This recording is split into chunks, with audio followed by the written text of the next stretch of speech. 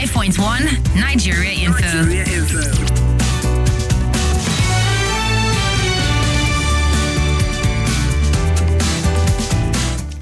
All right, another Workers' Day that is packed with tons of complaint about what it means to be a worker in Nigeria, particularly if you work with the government or, you work with a small private sector.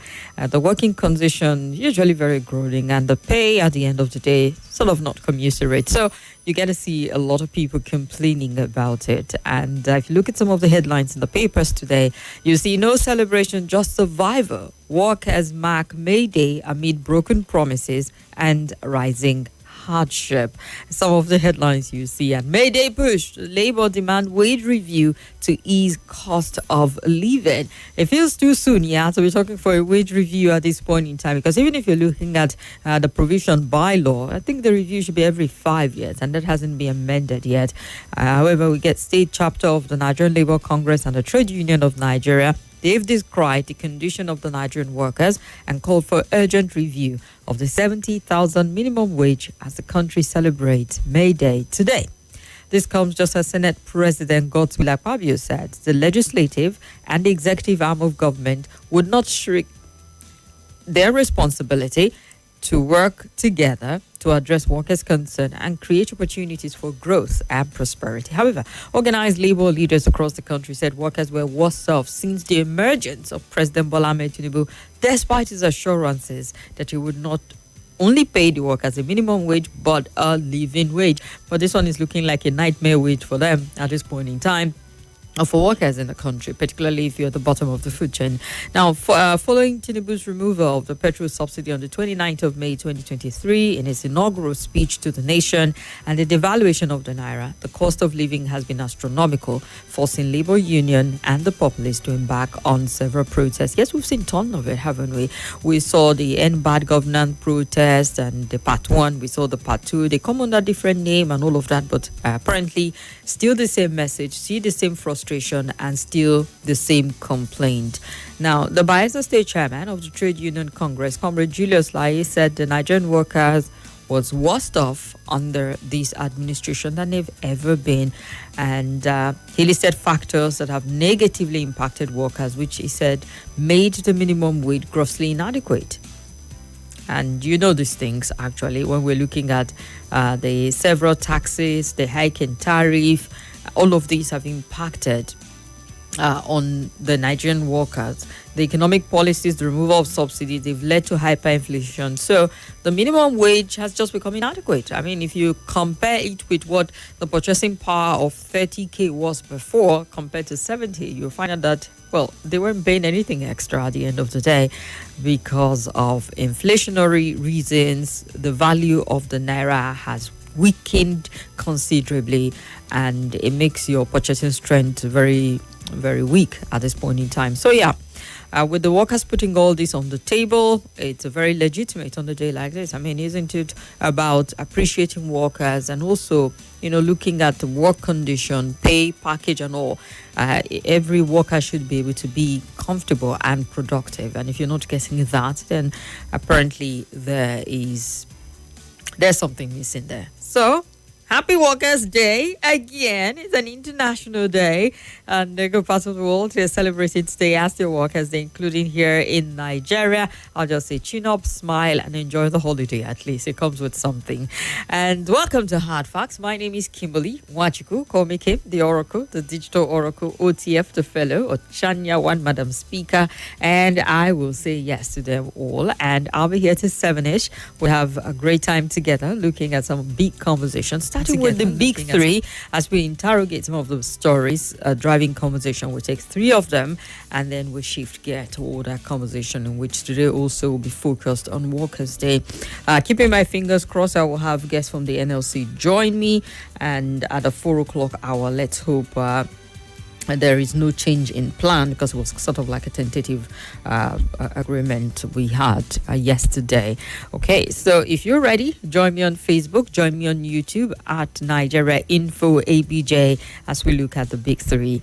And feel free to share your take on the stories. One of the big stories is, well, it's Workers' Day, and we're looking at the cost of living, which is a lot of people describe as a crisis in Nigeria because not a lot of people can actually afford some of the basics. By basics, I mean, food, rentals, accommodation, your shelter. I mean, if you're looking at the Maslow hierarchy, things that just provide for at the bottom of the pyramid are what Nigerians are still struggling with. So there's no time to even want to aspire to something else, to even get to the point where you're comfortable enough to get into yourself kind of like awareness and determination and all of that, because it's still the basics there. So yeah, you can share your take on what it is being a worker in Nigeria as we celebrate Workers' Day today. But if you want some bit of cherry news, if this is capable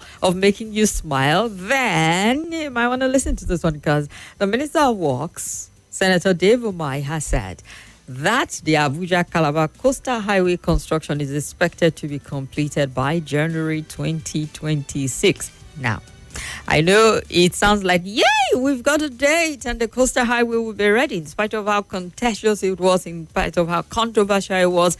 A lot of Nigerians didn't think it was top priority for Nigeria to have the coastal highway linking Lagos to Calabar and connecting all of the communities and villages and towns in between and opening up business opportunities around the highway. We're like, nah, it's not what we need. We already have roads that are begging for attention. And why are we not prioritizing those? Why are we opening up something that we don't see as being absolutely important? I think it will come with its own opportunities, honest to God. It will definitely come with it.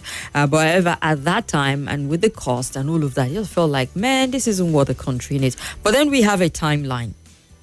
And because this is not the refinery, we will just hold on to this timeline. Because if it was about refinery, we'll say, forget this timeline. Don't hold on to it. Don't even remember it. The only reason why you have it at the back of your mind is to be able to call out the government and say, but didn't you say January this refinery is going to work? Because how many times did they shift the goalposts when it came to the refinery, particularly Port Harcourt refinery? Warri refinery is still, we're not sure. And then, but you don't know what's happening there. Neither do you even know what's happening with the Kaduna refinery. Nobody even does if Port Harcourt refinery is turning out as much as she should at the end of the day, because there's always something else to talk about. So the Minister of Work has said January 2026 is a date with Nigerians for the completion of the Lagos-Calabar Coastal Highway. He made a disclosure during the inspection tour of the highway yesterday, and he said he came to review the project with the financial promoters, the Dutch Bank and Development Bank of Southern Africa, and they assured you by January next year, God willing, would have the road completed, the minister said. And Umahi said that the financial promoters of the highway were satisfied with the work progress, the quality, the method, and every other thing about the project, and also praised the contractors handling the project, the high-tech construction company, for its efforts, and that the road is exceptionally technically well designed. You want to take his word for it. It sounds like someone who wants top-notch in terms of premium quality. But Nigerians will be the judge of it. Because, I've since realized that in Nigeria we use ultra-modern. Grand ultra-modern. Particularly when we're talking about the real, ultra-modern. And then you're thinking about the bullet chain of China. You're thinking of all those sophisticated, how smooth they were and all of that. When you think about ultra-modern. And then you see the ultra-modern and be like, and then somebody is telling you, be grateful. When last did you see train? That you are not appreciative of this one. But I was complaining that it doesn't sound ultra-modern-y compared to what I've seen as ultra-modern. But then you sound just a tad ungrateful if you're not appreciative of what you say. But maybe we should just, enough of the big label on things. Let's see the highway. We'll be the judge of it. But I will give him the benefit of the doubt. He's... In terms of his antecedents, we've seen him put, his reputation on the line for certain project, and at the end of the day, you say yes, it was top notch. And he was quick to brag when he came and said, "See, roads, you see a massive difference when it comes to the kind of roads and the type of technology we want to use to develop in these roads. And he said, the longevity of it. Wasn't anyone who said, if we do not use this, we use this technology. What was it calling for to use for roads? Back then, there was Manufacturers Association and a few other people were complaining about, was it manufacturer or road construction workers or so, were complaining about it. And he said, this is going to make our roads last longer. We have to do something different to give it some bit of longevity. And so he's saying that this particular one, he's giving it a thumbs up, even though he's the minister, he's the one who endorsed, he's the one who approved, got the contractor. But he's saying this road, it is, chef kiss. But we'll get to see when we get to see. Let's run for a very quick break. Stay with us.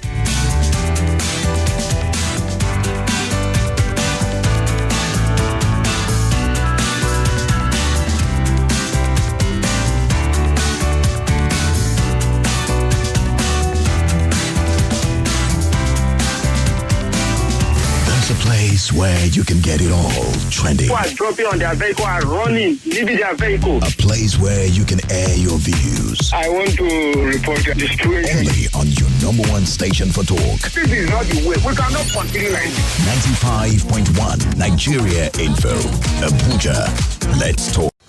Hello, my name is Kimberly. I'm the host of Hard Facts. And I bring you the biggest stories driving conversation every weekday here on 95.1 Nigeria Info Hard Fact Show. I love to get your opinion and conjectures, but the facts you cannot dispute here on Hard Facts.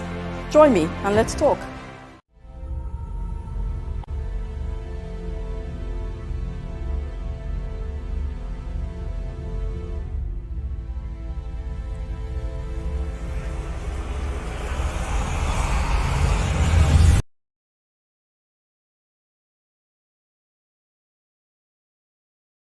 Unsustainable and inefficient use of public funds.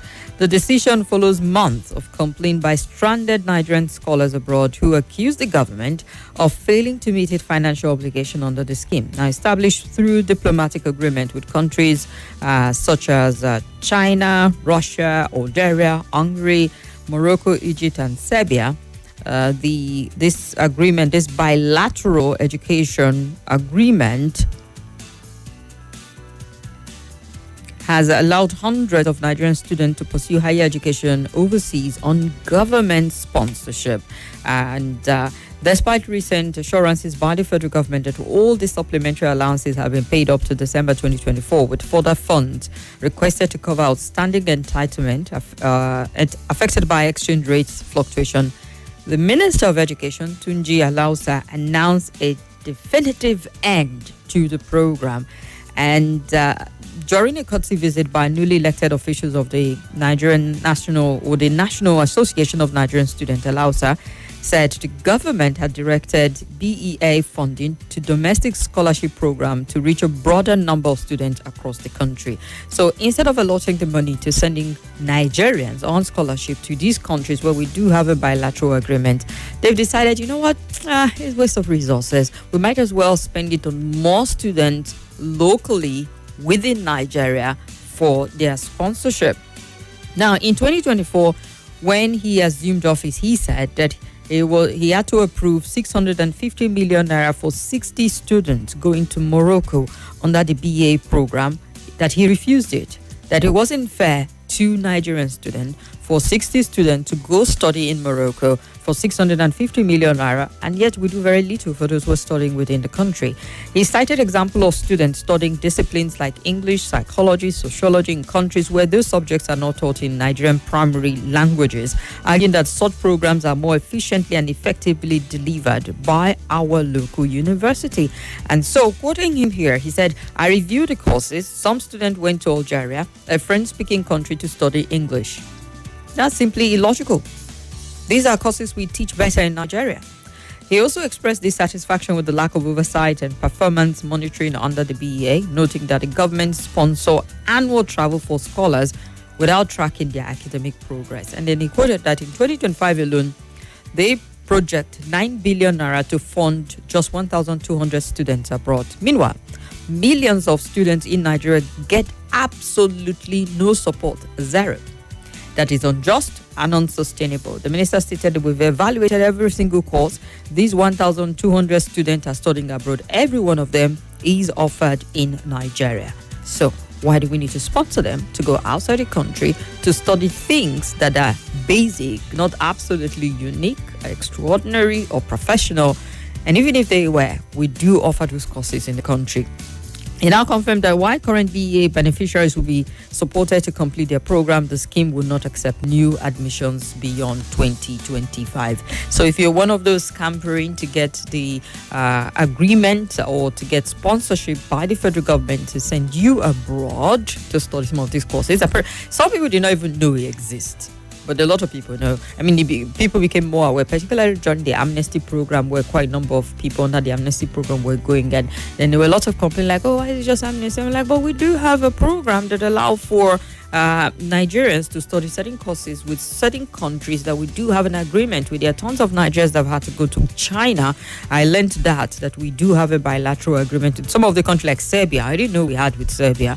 I knew China. I was not aware of Morocco. Most of them were countries that just felt like, all right, there's something to learn, cultural exchange and all whatnot beyond the academic part of it. There's just a lot to lift from there and bring back home, and then the lot that they can export from our country also back to their country. So the minister is saying, see, why do we spend so much money to send this number of students to study abroad in this country, even though we have a partnership with them, for courses that we do here in Nigeria? He says we do it better, but hey, it's not the time to debate that.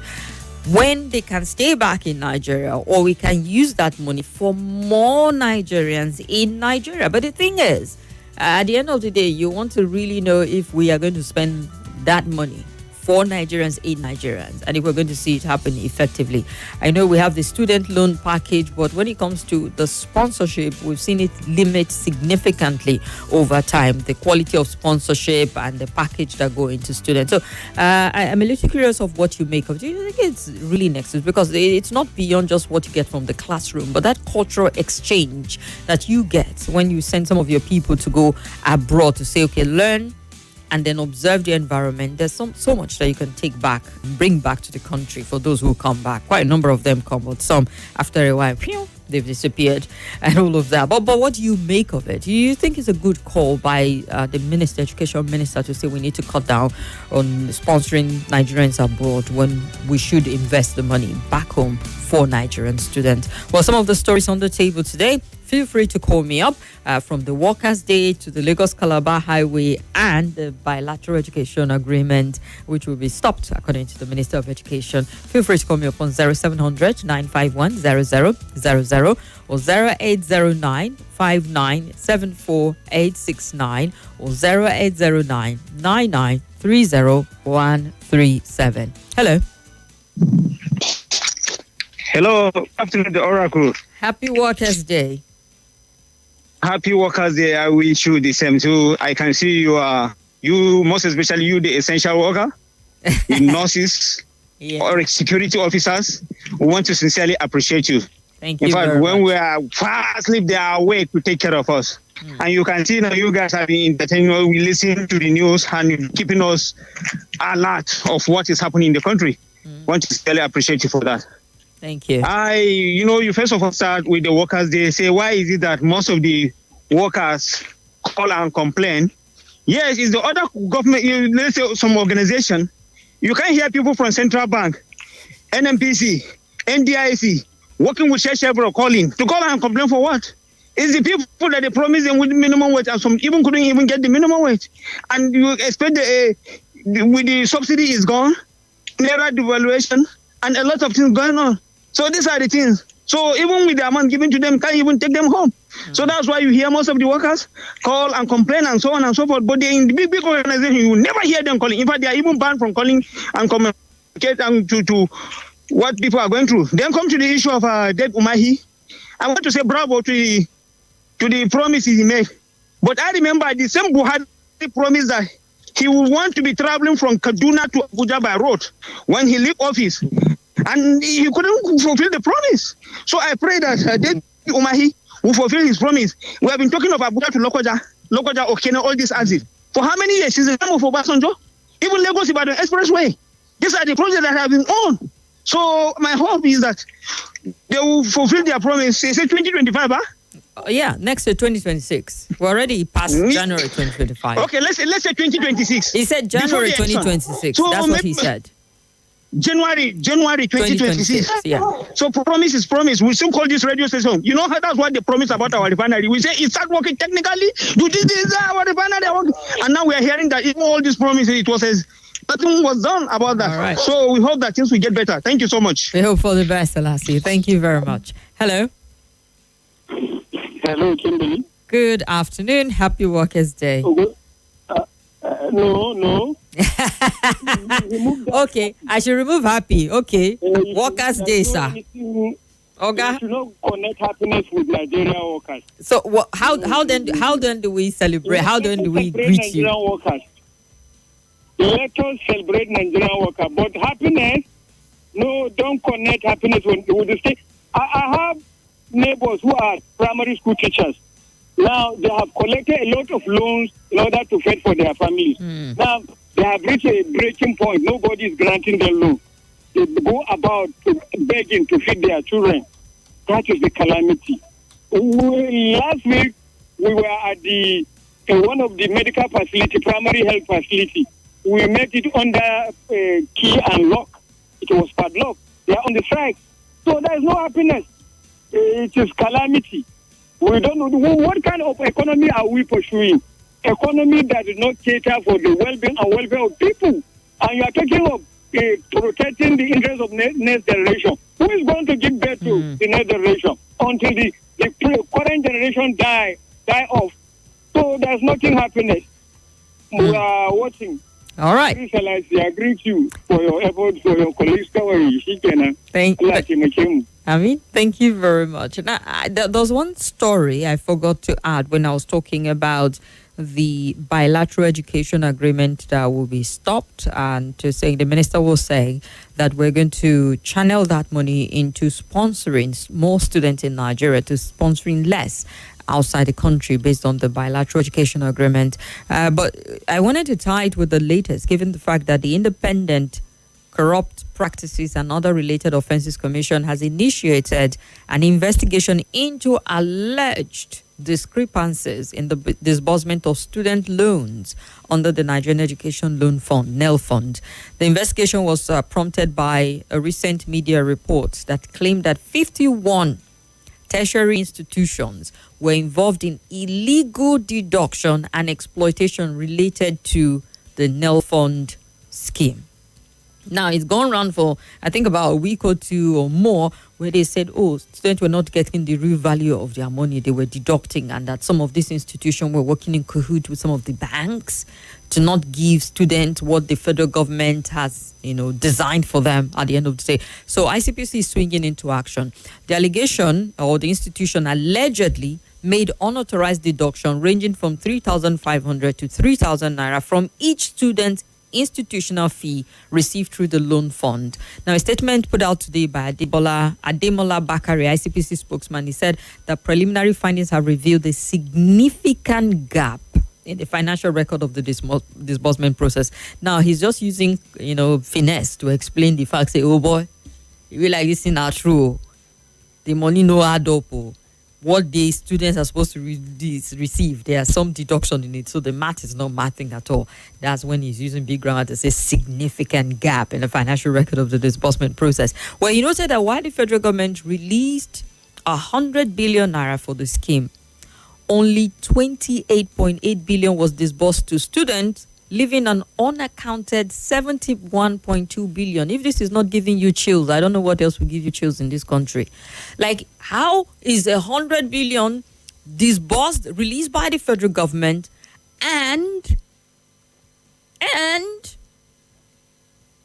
28.8 is what is disbursed to the student?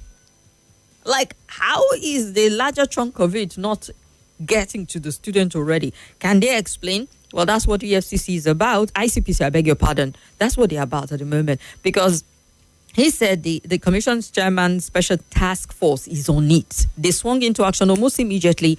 When this broke, they're like, no, this shouldn't be. Government has done the needful. Why are the institution and the banks not doing the needful? So they swung into action. They're investigating it. It said letters of investigation and invitation were sent to key stakeholders, including the Director General of the Budget Office, the Accountant General of the Federation.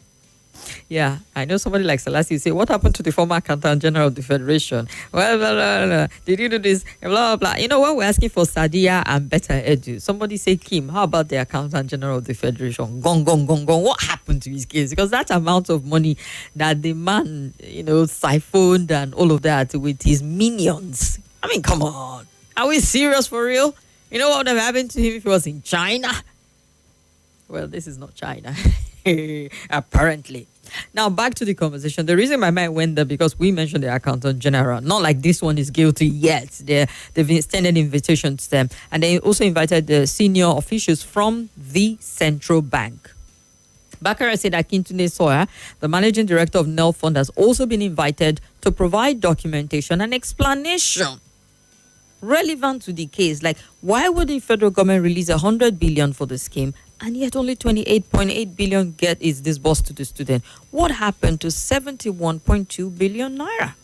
According to ICPC, the total money received by NEL Fund as of March 19, 2024 was 203.8 billion naira.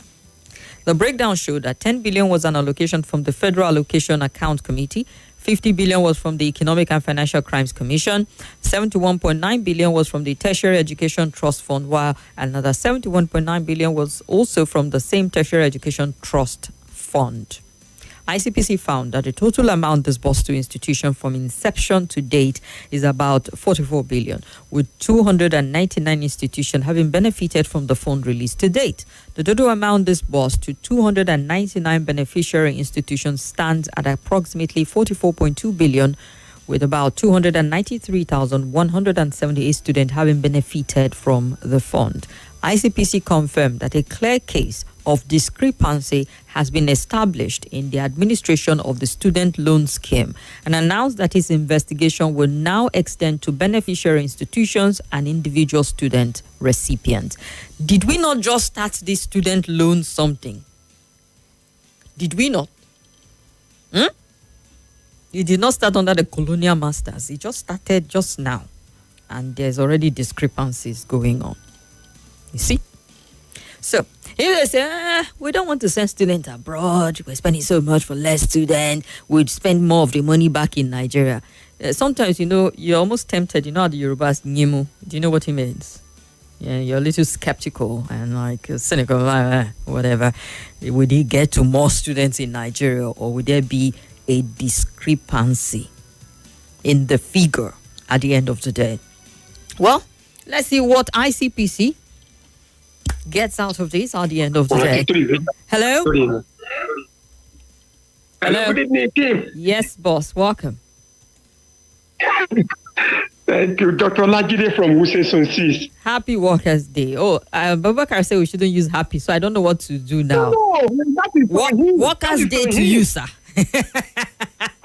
I really celebrated today, and I wish entire Nigerian workers happy Workers' Day. Whether good or bad, Nigerian workers shall continue to give their best. And I hope, I pray, the government will in return do the needful to serve them too by paying their salaries as at when due. Madam Kim. Yes, boss. On the issue of complaint by workers, this is where I always have issue.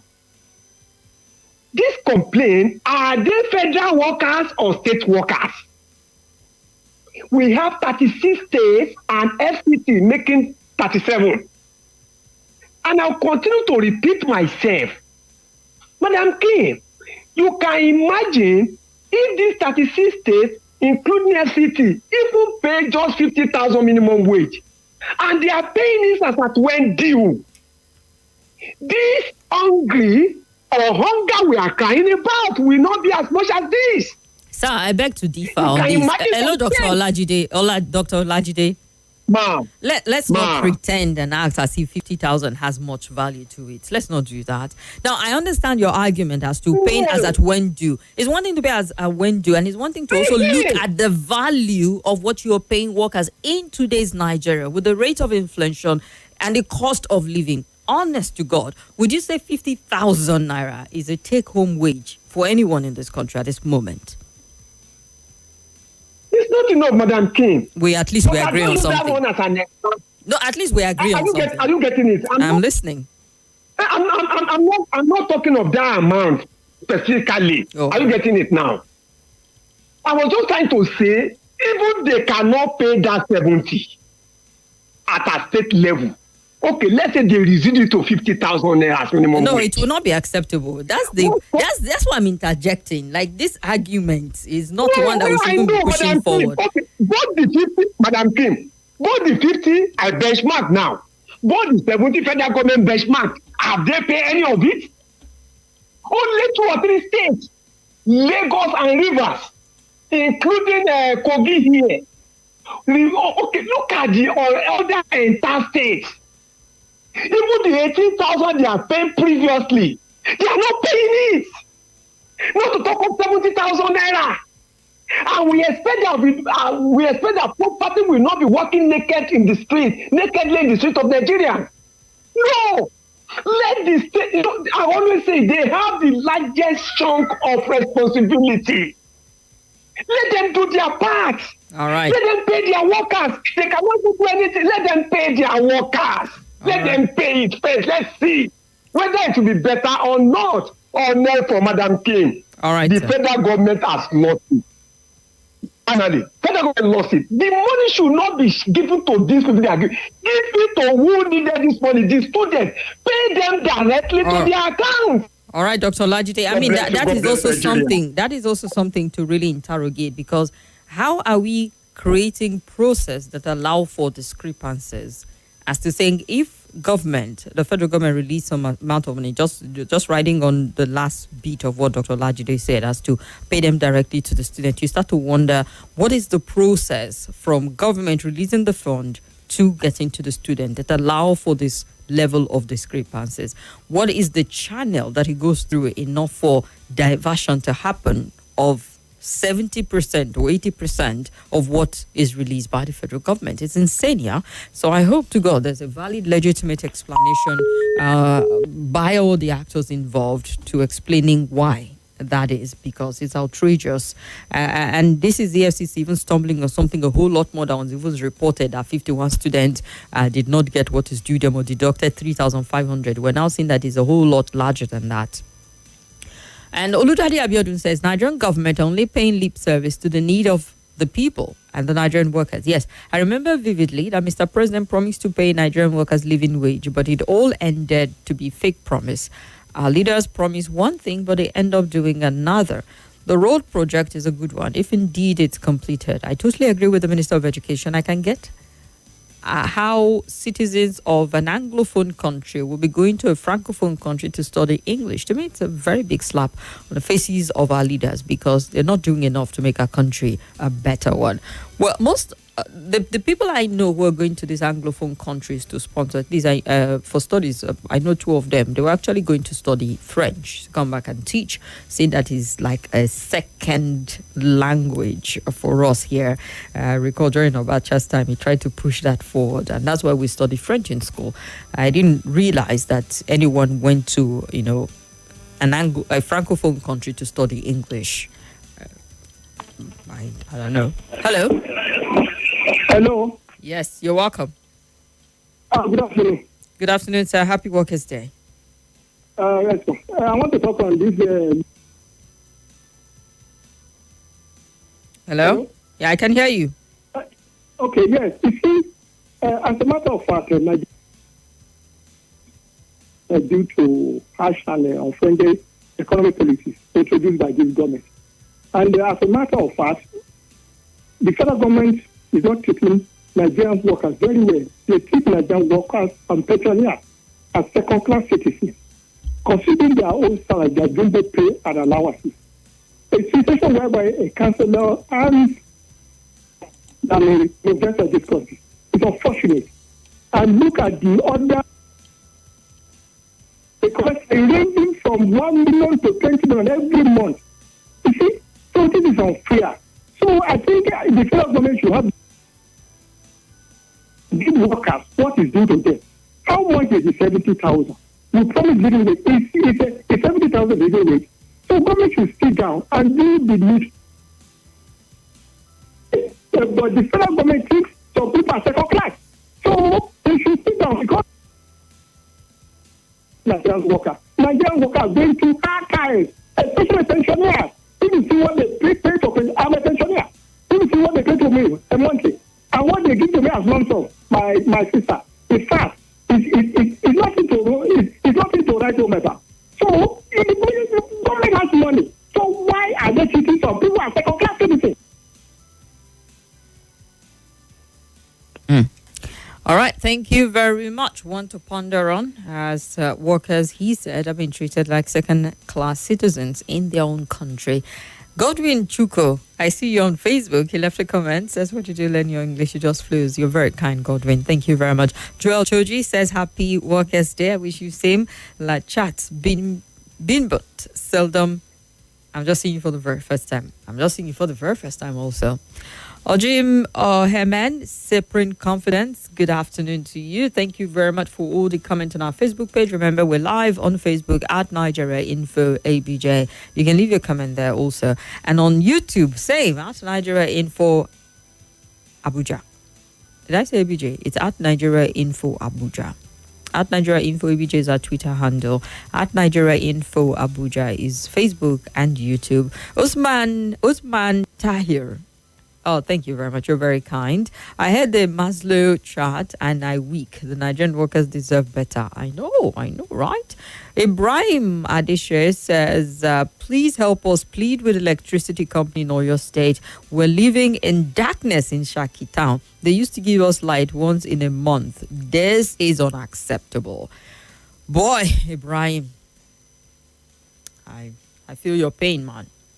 But there are a lot of towns who are also in a similar canoe like you are at the moment.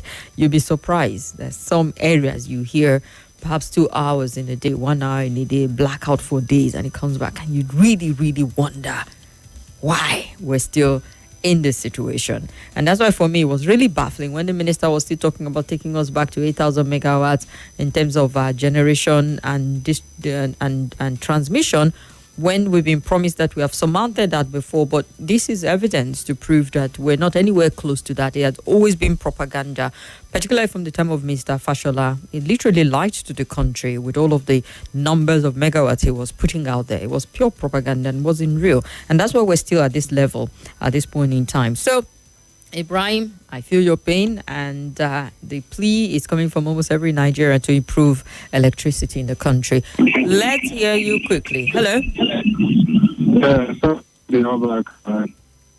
Hello. Good afternoon. Good afternoon. Welcome. Yeah, this is Engineer Ola. Welcome, Engineer Ola. Your connection is rusty.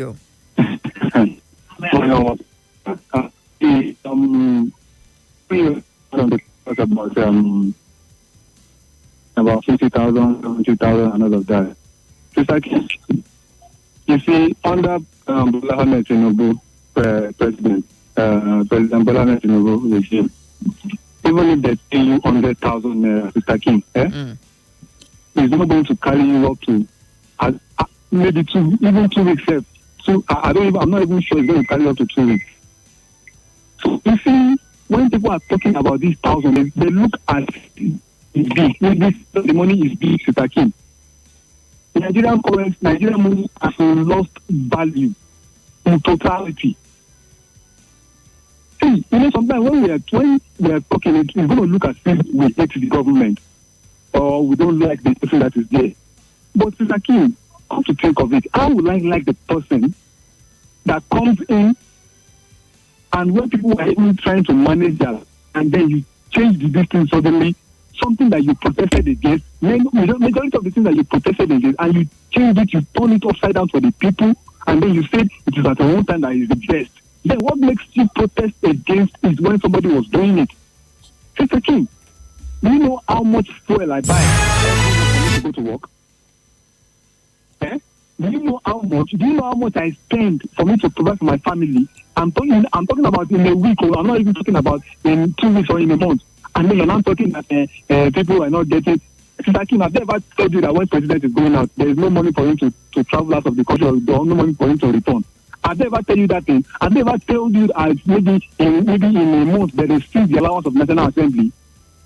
All right. Because you see, some people will still come try to be finding an excuse for all these people. That's the reason why you see that they keep doing it, and then some of us will find an excuse for it, some of us will complain about it, some of us will still be trying to defend it. All right, sir.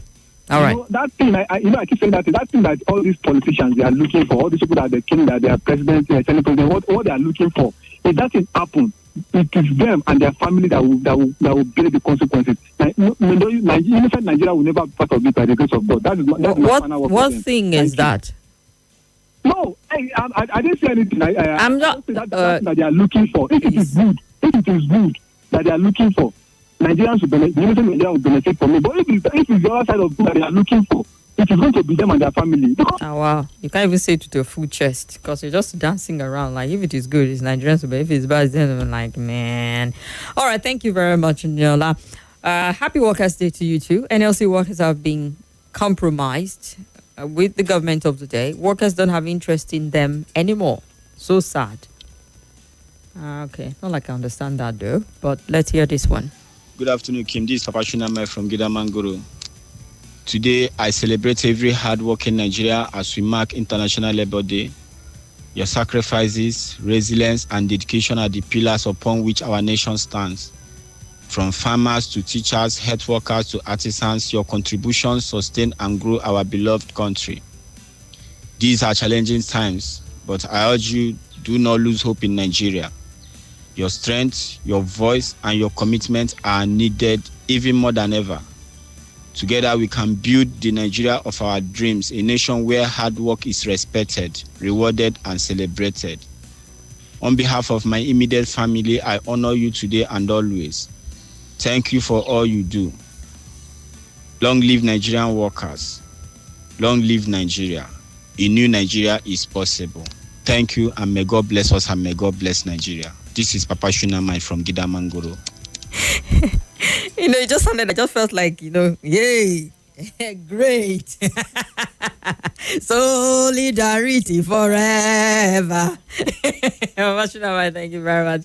Happy Workers' Day, Miss Kim. Indeed, you're one of the best. Thank you very much. Was an excellent employee. I know, always committed, dedicated, always punctual. Bad cracked me up. Always happy. All right, I agree with you. God reward you. Another excellent workers like you. Thank you very much, Peter. You are very, very kind. And let us see. Can we take this before Joy goes for the news? Yeah. Good afternoon, King. This is Maxwell from Asebeja. Well, workers in Nigeria does not see the day like a happy day because there is nothing to celebrate. That's number one. Number two, coastal route for me is like building a house from the roof, not from the foundation. Reason we don't need it. The other route that will have been rehabilitated and put in order for Nigerians to use. For me, my opinion, Nigerian leaders are not different from Yahoo boys. Yahoo boys. It's okay. Do you want to hear the similarity between Nigerian leaders and Yahoo boys? Nah, nobody wants to hear it. All right, let's move on to the next. Peter, Kim, the fizzled million that cannot be accounted for is administrative charge in the pocket of some thieves. This country and the fight with corruption, it's like a never-ending story. God help us all, says Stopper. And Gerald from Lube says, Happy Workers' Day to Nigerian workers, the engine oil of the Nigerian economy. Your reward is in heaven. Nope. We're receiving reward here, right here on earth. Make it up, better make it good. Issa Maraba said, could you please investigate the Lajide doctor? Shoo. All right. It's okay. Issa in Maraba, I rest my case. Let's enjoy for the news at the top of the hour. Stay with us. This is Nigeria Info.